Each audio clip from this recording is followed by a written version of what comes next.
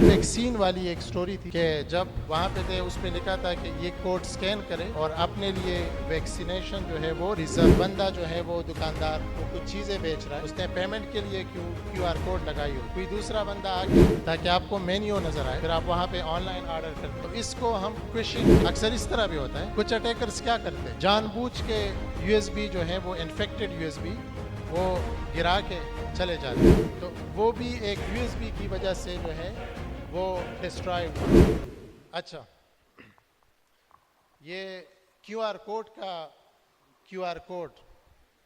یہ بھی آج کل ایک سائبر اٹیکس ہے. کیو آر کوڈ کی جو سٹوری سر, آپ نے یہ فیس بک میں بھی اکثر یہ آپ کو مختلف ریلز ملیں گے کہ ایک بندہ جو ہے وہ دکاندار وہ کچھ چیزیں بیچ رہا ہے, اس نے پیمنٹ کے لیے کیو آر کوڈ لگائی ہوتی ہے.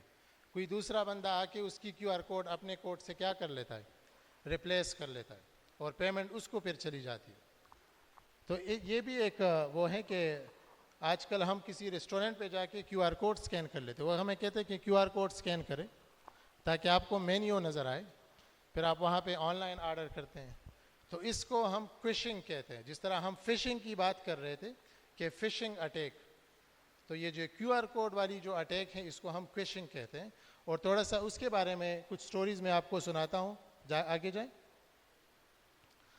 یہ دیکھیں, ویریفائی بیفور سکیننگ. آپ نے پہلے تو یہ ویریفائی کرنا ہے کہ جب بھی آپ نے آگے تھوڑا سا جائیں, پھر واپس آتے ہیں, نہیں واپس جائیں, خیر چلے, شاید میں وہ سلائڈ بھول گیا ہوں, لیکن میں ویسے ہی آپ کو بتا دیتا ہوں کہ مختلف میں آرٹیکلز پڑھ رہا تھا یہ جب میں یہ لیکچر تیار کر رہا تھا, تو اس میں یہ کووڈ ویکسین والی ایک سٹوری تھی کہ جب وہاں پہ تھے اس پہ لکھا تھا کہ یہ کوڈ سکین کرے اور اپنے لیے ویکسینیشن جو ہے وہ ریزرو کرے.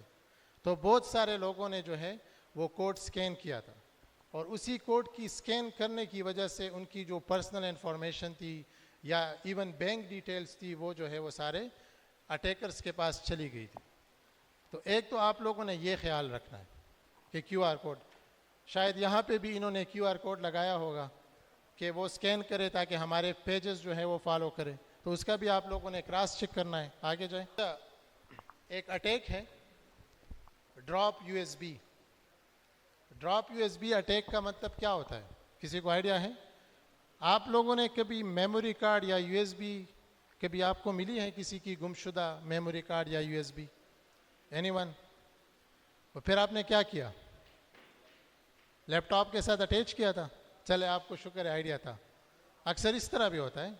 کچھ اٹیکرز کیا کرتے ہیں, جان بوجھ کے یو ایس بی جو ہے وہ انفیکٹڈ یو ایس بی جس میں میل ویئرز وغیرہ انہوں نے آلریڈی وہ کیے ہوتے ہیں, وہ گرا کے چلے جاتے ہیں, اور پھر وہ دیکھتے ہیں کہ کون یو ایس بی اٹھا کے اپنے مشین کے ساتھ لگائے گا. ایک یونیورسٹی تھی, وہ ریسرچ کر رہے تھے کہ کتنے لوگ جو ہیں یہ یو ایس بی جو پڑی ہے, اکثر آپ لوگوں نے دیکھا ہوگا سوشل ایکسپیریمنٹس ہوتے ہیں انٹرنیٹ کے اوپر, تو تقریباً 46 یا 42% جو لوگ تھے انہوں نے وہ یو ایس بی اٹھا کے اپنے لیپ ٹاپ یا اس کے ساتھ لگائی تھی, اور ان کے جو ڈیوائسز تھے وہ کمپرومائز ہو گئے تھے because of the U S B.